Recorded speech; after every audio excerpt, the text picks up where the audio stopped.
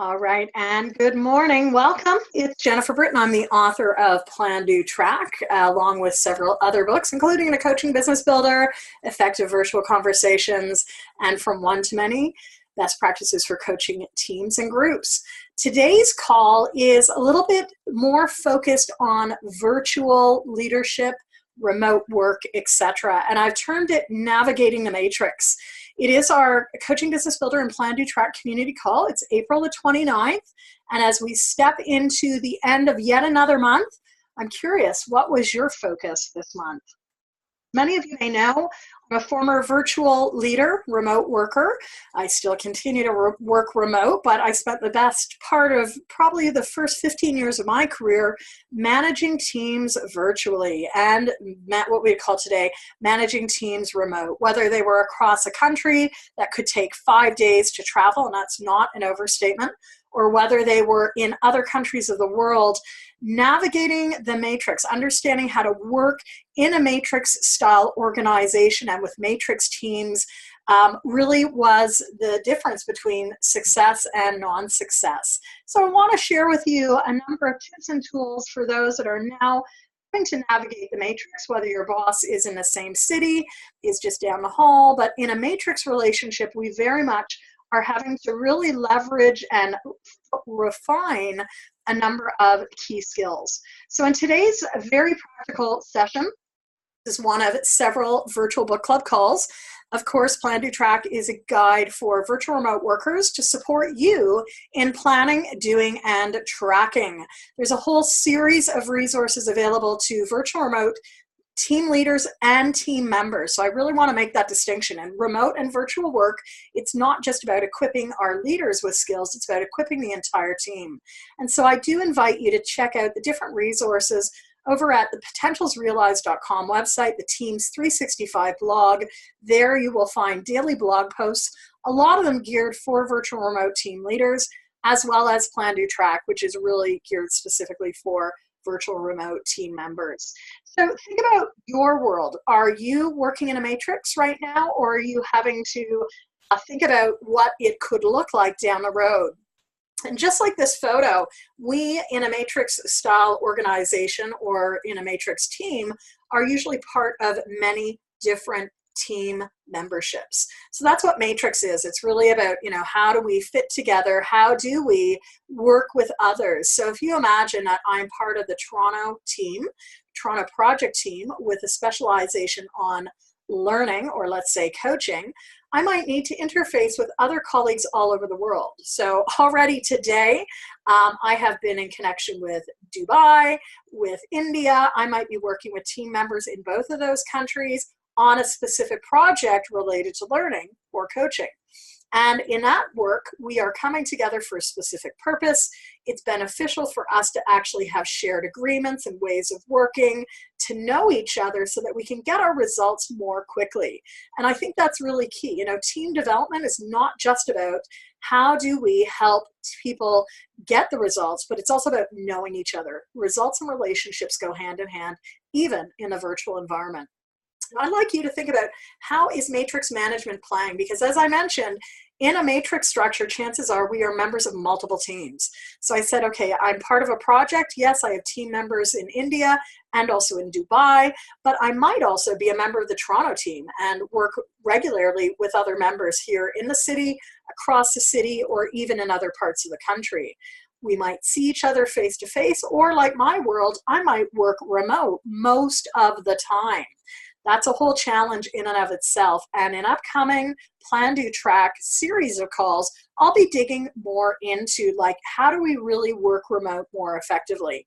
Today, we're going to talk about these matrix where we may have multiple reporting relationships, multiple team members.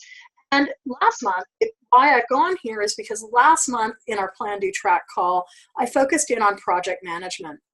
And as soon as we step into the realm of projects, chances are we're working a little bit more fluidly with different team members.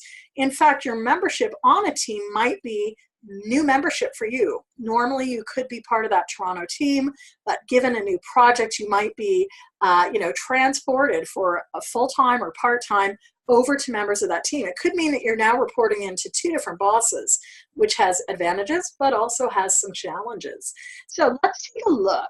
What makes matrix unique? And I've just given you a couple of examples, but chances are as soon as you step into matrix style work, you're now working with people you may never meet. You are possibly working across time zones and cultures, and you are also having to navigate different ways of working. Over at the Teams 365 blog, in the last 5 years, I've spent a lot of time talking about team culture. This is an area I work a lot with different teams on. Who are we? How do we do things? What is appropriate and applicable on our team? In a matrix, we want to spend a lot of time on that team culture, giving people a sense of who we are, how do we do things. So that's a very basic way of describing our team culture, but it is all about team identity and team norms. So the pitfalls of matrix work means that we could be part of multiple teams. So I might be part of this team of 50. I mentioned, India, Dubai. I might also be part of a 5-person team here in Toronto, but that is a larger continent-wide team of how many people here? 7. So each one of our teams might work in a different way.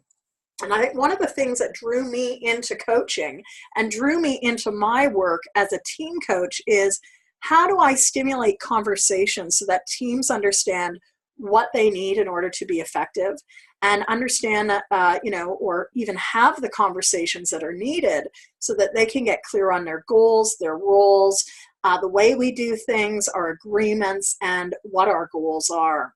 So again, goals, collective, individual, these can be multiple things. Notice that the way we operate as a team of 3 in a virtual global space may be a little bit different than me operating with my face-to-face team here in Toronto. And certainly that's going to be a little different perhaps than our team across the continent. When we are part of multiple teams, we also need to get much better at understanding priorities, understanding what really a priority is. Just because someone says it's their priority, is it my priority? How do I navigate multiple or clashing priorities, especially on a Friday or a Monday when everything is deemed urgent? So there can be these competing priorities, which can be augmented or made even more challenging with different time zones and different work demands. And, this is something that's been in the background of most of my whole work history. Some of my early work, just out of university, was with a global organization. Very quickly, I was put in a contract role as an international programs director. So I was regularly liaising with colleagues in Australia, colleagues across Central and South America while I sat in Toronto. And in those days, this is like the early 1990s, very much it was about how did I get my head around working? Like when I knew that I had to reach out to a colleague in Australia, what did that mean about my window of work? It's one of the reasons, it's just been the way I have worked. And it's one of the reasons why my work schedule, and what I love about my work, is that it can be very fluid. I know that I'm at my best, at my peak, early morning, 5 a.m. While that might not be everyone's cup of tea, it does mean that I can support my colleagues in Asia and Australasia a lot better than I could at times later in the day. So we do want to look at different time zones and work demands. That can be seen as a pitfall, but for some of us, it also can mean an opportunity. Now, do I work all day around the clock? No, it means that people know that I'm available certain times of the day, 5 a.m. to 7 a.m. I then take an hour off. I'm back at my desk at 8 a.m. and work until 11:30. I then go and have, I could have a lunch hour, but I opt to go and swim. I do that for an hour, and then I'm back at my office around 1 o'clock, 1:30, ready to do another couple hours of calls until it's the end of the day, which for me is usually around 3 or 4 p.m. And that does allow for a good blend of availability on different time zones, even for people who are on the West Coast. So do think about matrix, when you need to be on, when you need to be off, what's going to work well for you, and what the boundaries are. I've talked already as well about different team cultures, and this is why it's like one of 4 really key areas. How do we do things? And how do we signal to each other our identity and our membership in a team? Team leadership is such a diverse, such a robust area these days, and we do want to make sure that we are creating team identity. So, for example, for many years, I was part of special projects in my global work.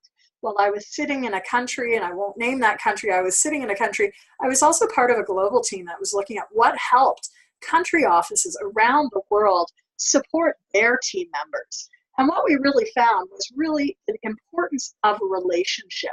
So it's not only how we do things, but how do we welcome people? How are we building trust and connection?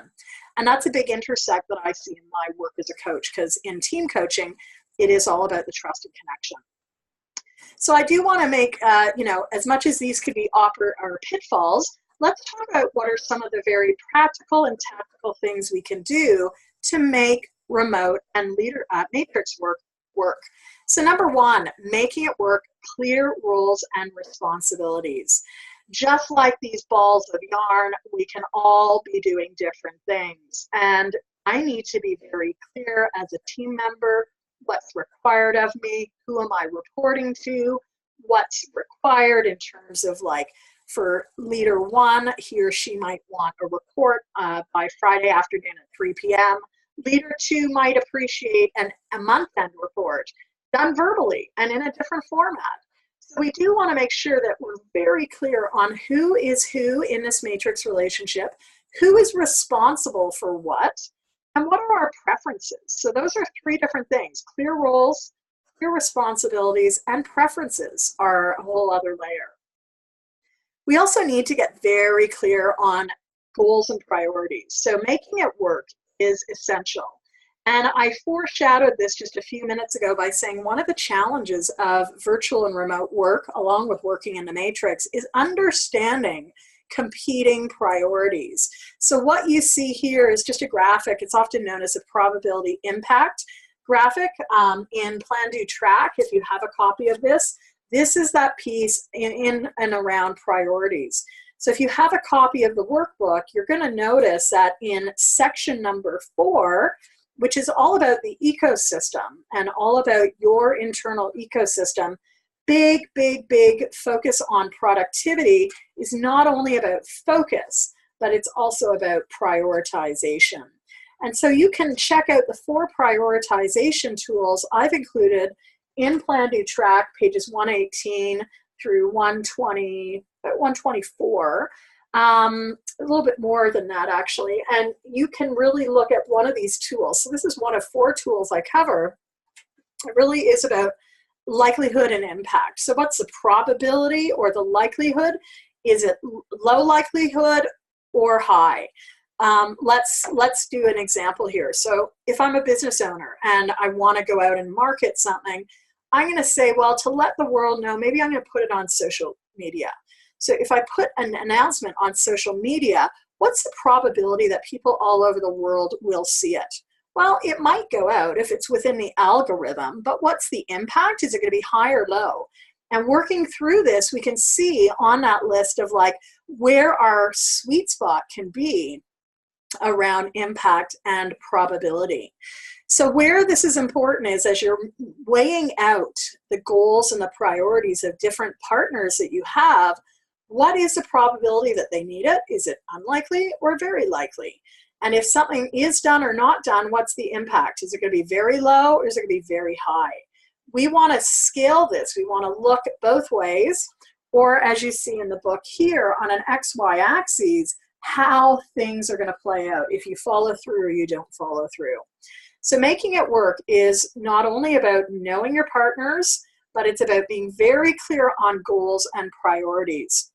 And when we're communicating priorities, we're helping people understand not only the probability of an impact, a probability of an incident, or the probability that something will happen, frequency, but also the impact. You know, if something needs to be done because it is related or contingent on something else, have we communicated that?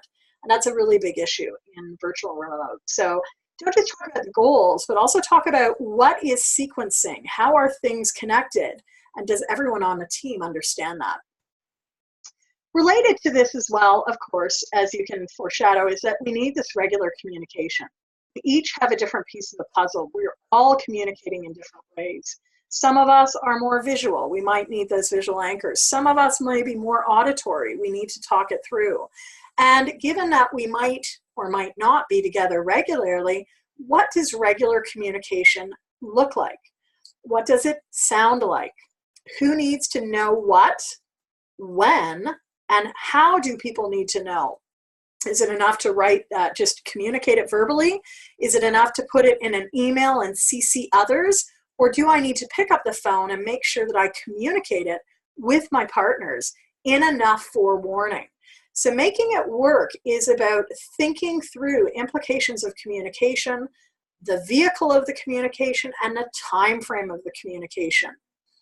In a matrix relationship, the team, my initial team in Dubai and India may have a certain requirement. I can do things by email, but maybe my Torontonian coworkers want something done in a different way. So I need to be aware that one size will not fit all, and I want to check the assumptions I'm making.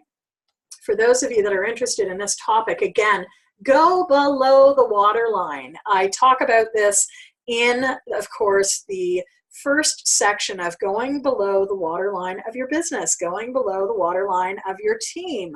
And this is absolutely essential for matrix work. We want to name assumptions that we're making. We want to check them out. We want to make sure that what we're doing and what we're preferring actually matches the need. So this might sound like a lot of work. And in fact, I think it is a lot of work up front. Just like any partnering or co-facilitation, you want to do that work up at the front end. Over time, this just becomes an intuitive checklist that you start running through regularly when you go to partner with others. And that's yet another reason why in PlanDoTrack I talk about co-facilitation. I had a review done recently on the book, and someone said, oh, there's so much not regurgitation, but like so much repetition. And I think it's because really, as I write, we might be thinking about partnering in one way, but we need to revisit it. So certainly one other resource to be thinking about with your regular communication is page number 94 of PlanDoTrack. Take a look at these questions when you think about what's going to make it work. At the start, what are our strengths? How are we complementary? What's important? What values drive our work? This is different than what we just talked about with priorities, but it is critical. So spend time, build in regular touch points. As I mentioned, matrix work has been really the backdrop of my entire career. And for many years, really for almost 15 years, my work revolved around supporting others in their matrix relationships. I was one of several matrix leaders in their web. And what I found was really important and went a long way was building in formal start, midpoint, and endpoint touch points. And when I say start, midpoint, endpoint touch points, practically that could mean a quarterly meeting with my staff member and his or her other supervisor. We would sit down virtually or in person, talk about how things were going, giving feedback always, so not just me to my employee, but the other leader would provide feedback to the employee. And we'd also provide feedback to each other in a very direct, non-personalized way, talk about what worked and what wasn't working. Because part of the matrix means that things are changing. I can't see what your world is looking like. There may be changes I'm aware of or not aware of. Again, we want to make what's below that waterline visible to others. So think about how you might formally sequence communication. And certainly this was something, albeit a line and a checkbox on my calendar, it was there for a reason, to make sure that I did reach out and have quarterly or every 6-month windows. Really, it was very rare that it was every 6 months. It was really a quarterly meeting with every team member and his or her other supervisor. If you go over to the Teams 365 blog, you'll see a lot more differences. You'll note, and just Google there, at the blog, the question midpoint reviews. You'll actually see some of the questions that I would ask every midpoint review in terms of what was working, what was not, as it related to matrix. So what do we need? As I said, we need roles and responsibilities. We need feedback and communication loops. I've just finished saying this. We need to be more proactive. Build it into your calendar. That's one of the reasons why I really hope that leaders will be using this for a monthly plan, but also a quarterly plan. And so your quarterly to-do list might actually include those meetings. Over here in the section of your quarterly weeks, maybe you need to make sure that, month 1, week 3, I'm reaching out to team A. In month 2, week 2, I'm going to reach out to my colleagues on team B. And in month 3, week 1, we're going to make sure that I do that with team C. Over time, you can sequence things. Every team is going to have its own rhythm, just as different projects do. Be proactive in scheduling that, because we want to make sure that we have each other's backs. And I think there can be an assumption in the in-person realm that I'm always there. Part of the challenge of working virtually and working remote is being very clear what your boundaries are. I would love to have your back, but if an email comes in and it's midnight my time, I'm not going to see that until I'm at my desk at whatever time. So we do need to be very clear on what you can and cannot count on me for, and where we are working with it and doing it well, give that feedback, but where it's not working, also really look at how do we reorient our agreements and our boundaries. You do need to, in order to do great work, we need time off, right? To work nonstop around the clock is not sustainable. And so as a virtual and remote team in the matrix, you'll want to think about how do we give and take there. Maybe if we're doing a lot of evening meetings for you, we'll flip it around next quarter or next month. So projects, matrices are at the heart of many businesses and teams today. It is a different way of working. It can be very challenging. And as I said last time, and this was a slide from last month where it was project management, but as you can see, I've crossed that out and said matrix management and ongoing change. We come back to that same age-old question. Who needs to know what? When?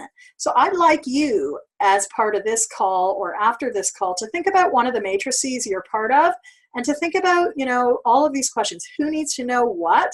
When do they need to know? Why do they need to know? What background do they need to know? How will I communicate that? And where will I put it?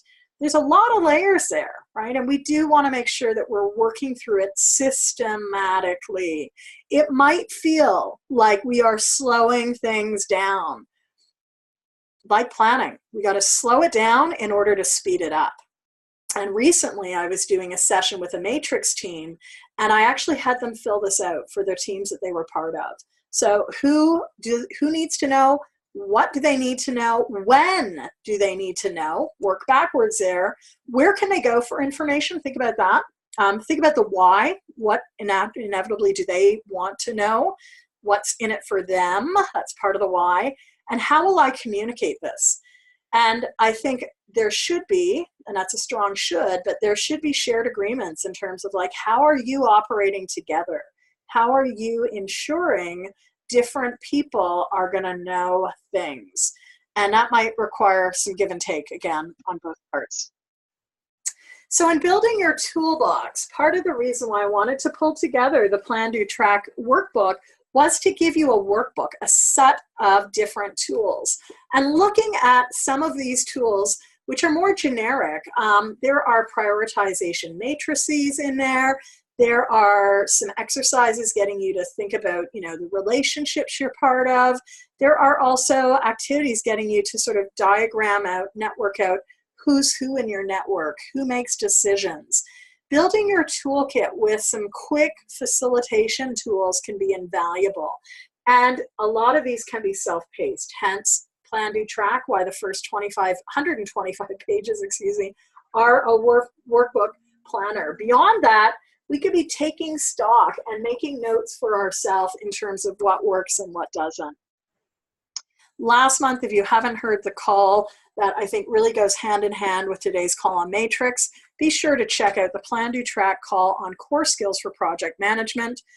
I talked a lot about the important skills of relationship building, project requirements, estimating time, negotiating, and monitoring and evaluating.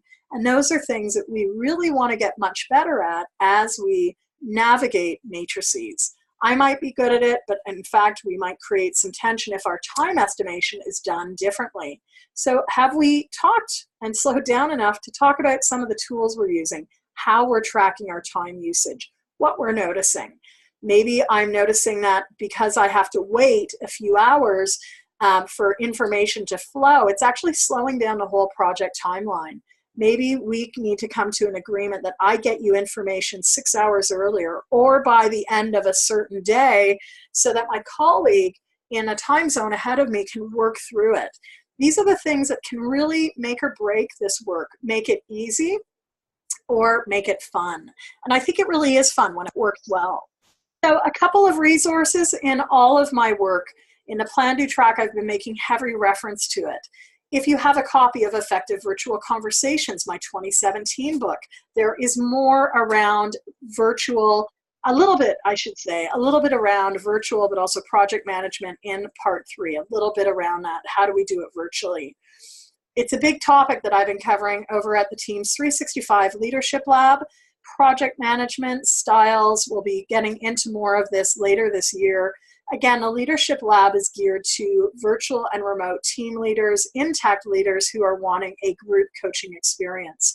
And whether it's one or many, I am there on a bi-weekly basis to meet with team leaders and aspiring team leaders of all kinds. I'm like your coach on call. There are 2 monthly learning calls, and one of those monthly learning calls usually involves some hands-on activity, getting you to think about your work. So lots on this topic. I hope you've enjoyed today's call. Our next call is May 6th, and that's going to be flipping over to the Coaching Business Builder. So you might be aware that PlanDoTrack and Coaching Business Builder are very similar. A lot of the components are the same, but there have been sections that have been rewritten for both audiences. Coaching Business Builder, geared for professional coaches. PlanDoTrack, geared for virtual and remote professionals, which could include entrepreneurs. So depending on your world, you might be interested in next month's topic, Monday, May 6th, on content marketing. Whether it's publishing, social media, figuring out how we create content through a newsletter, for example, that could be of interest to both leaders and entrepreneurs. I'm looking forward to next week's call. I'll record that as always and upload it. And for today's session, I hope that you will follow up with some of our other resourcing. There's a new on-demand program if you're finding that these are great ideas and you want a little bit more on a self-paced basis, 19 productivity tips. And I'd like you to note the personal action plan. As a result of today's session, what are the steps you're going to undertake? In the next 6 months, what will you have done with respect to project management and/or matrix management? And what are your longer-term goals? With these leadership calls as part of my community building and book club calls, these are getting us into the landscape of ongoing development, right? It's the small changes that have the big influence over time. So if anything, I hope this has been thought-provoking or reinforcing, 2 different things. I hope that it gives you a sense of some questions you might be considering, but more importantly, some things that you could easily put into practice as you move in dialogue with your team members. If you enjoyed today's call, please pick up a copy at Amazon of either book as appropriate, and you might consider joining me for the next PlanDoTrack virtual retreat. Last week, I had so much fun doing our April program, and I've set May's date, May 30th, 10 to 2 p.m. Eastern. A lot of great feedback. People really enjoyed it. People are coming back for another PlanDoTrack virtual retreat, which speaks volumes. It's a 4-hour process. Every hour, we meet on the hour to check in around our most important program ideas and planning. There is a planning backdrop to it. So when I say a planning backdrop, there's a roadmap of different activities you can undertake to move you through vision, planning, and execution around your business or a key project. So the program really meets the needs of both entrepreneurs and leaders. Most importantly, as I heard last week, it creates a pause. It holds the space for you to take focused action. And who doesn't need that? So I'm going to be varying the time frames over the next few months. You can join me on May 30th from 10 to 2 p.m. Eastern. Hope you will. find it over at PlanDoTrack.com or coachingbusinessbuilder.com. I really enjoy these calls.